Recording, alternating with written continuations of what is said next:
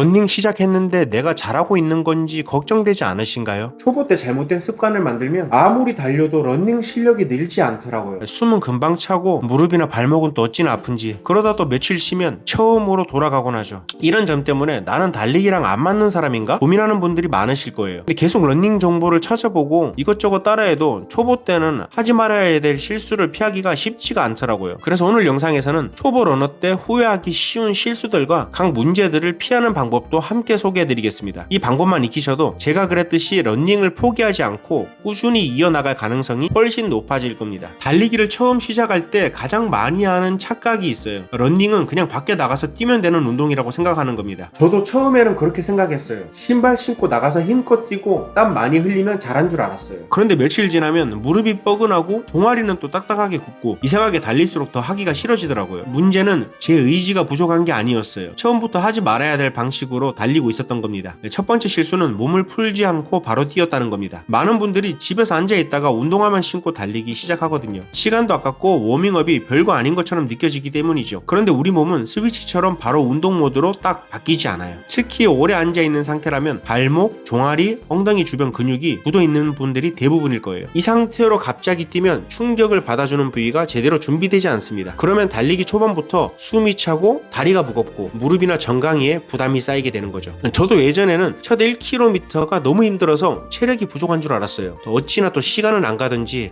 그때 생각하면 지금도 아찔합니다. 그런데 5분 정도 빠르게 걷고 발목을 돌리고 가볍게 무릎을 들어 올린 뒤 뛰면 느낌이 완전 달랐습니다. 워밍업은 체력을 쓰는 시간이 아니라 몸을 깨우는 시간이라고 생각하시면 돼요. 그 정도만 해도 초반에 답답함이 많이 줄어들 거예요. 제 두 번째 실수는 러닝화를 대충 골랐던 겁니다. 초보 때 러닝화가 다 비슷해 보였거든요. 그래서 평소 운동화 사이즈 그대로 사거나 디자인만 보고 고르는 분들도 주변에 많더라고요. 하지만 달릴 때 발은 걷는 것보다 훨씬 많이 흔들리고 반복적으로 충격을 받는다는 거 아시나요? 오래 달리면 발이 조금 붓기도 하고요. 그래서 너무 딱 맞는 신발을 신으면 발가락이 눌리고 발톱이 아프고 물집이 생기기가 쉬워요. 러닝화는 적어도 가장 긴 발가락 앞에 손가락 하나 정도 여유가 있는 게 좋습니다. 그리고 러닝할 때 신을 양말을 신고 신어봐야 해요. 왜냐하면 양말 두께도 은근히 발 사이즈에서 큰 부분을 차지하거든요. 뒤꿈치가 헐겁게 들리는지도 꼭 봐야 하고요. 앞쪽은 너무 조이면 안 되지만 뒤꿈치는 흔들리면 안 돼요. 많은 분들이 좋은 러닝화를 찾으려고만 하는데 초보에게 가장 중요한 건 내 발에 맞지 않는 신발을 피하는 거예요. 비싼 신발보다 발이 편한 신발이 먼저입니다. 그리고 러닝화는 초보 때 한 번 잘못 고르면 생각보다 오래 고생해요. 그래서 어떤 러닝화가 좋은지 내 발에 맞는 러닝화를 고르는 기준을 먼저 아는 게 훨씬 중요한데요. 이 부분은 제가 따로 정리해둔 러닝화 고르는 법 영상이 있습니다. 러닝화 때문에 고민 중이신 분들은 영상 설명란에 링크 남겨둘 테니까 참고해보시면 도움되실 거예요. 세 번째 실수는 처음부터 너무 빠르게 뛰었다는 거예요. 이게 아마 초보 러너분들이 가장 많이 하는 실수일 겁니다. 러닝을 하면 마음이 앞서요. 오늘은 제대로 뛰어야겠다는 생각에